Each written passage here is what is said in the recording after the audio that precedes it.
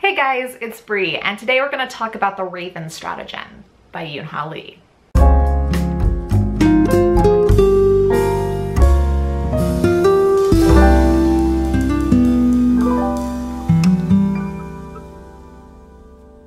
The Raven Stratagem is the follow-up book to Nine Fox Gambit.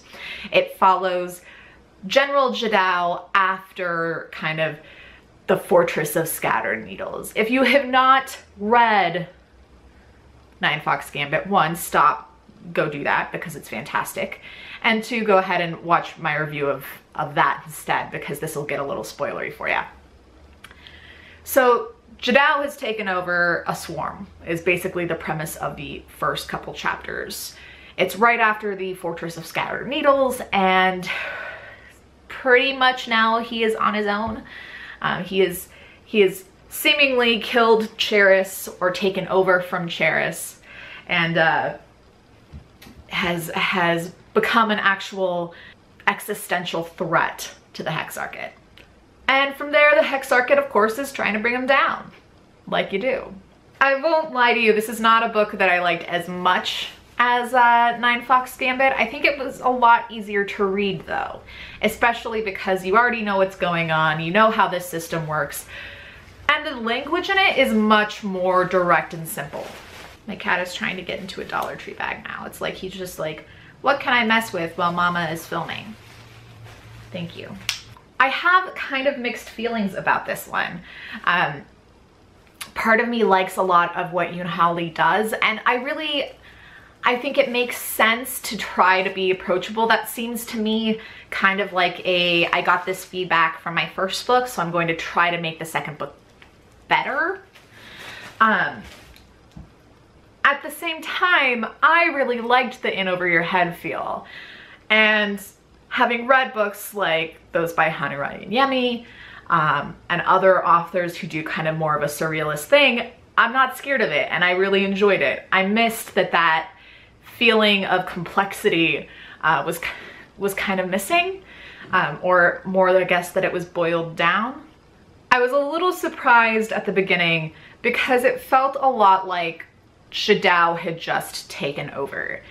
And while Jadao clearly wasn't himself, right, insofar as that now he was doing things like talking to servitors, there was like no talk of Cheris, none at all. And for me, this was a little surprising.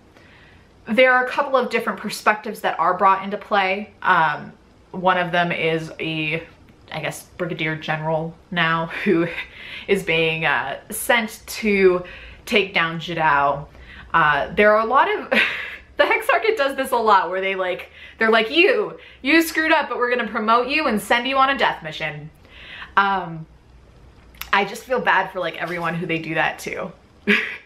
You do learn a lot more about some of the back characters like Kujin. I liked learning a lot about Kujin and Jadao's history and kind of figuring out more about who they were prior to what we step into in the Black Cradle in the first book. I almost wish that we got just a Kujin book. Like, that for me would be awesome. I want to know more about him. I want to know like everything about him. And we did learn a lot more about how the Hexarchate works, which is really fun detail, and I think good just as world building to give us that more information as we go through.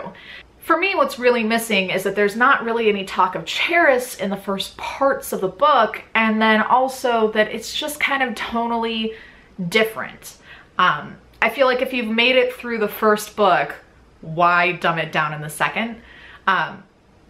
But I understand taking that kind of criticism and trying to incorporate it into your next book.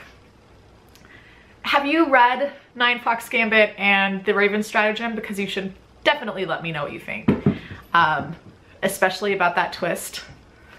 I think the Hexarchate's response to the twist was more interesting than the twist itself.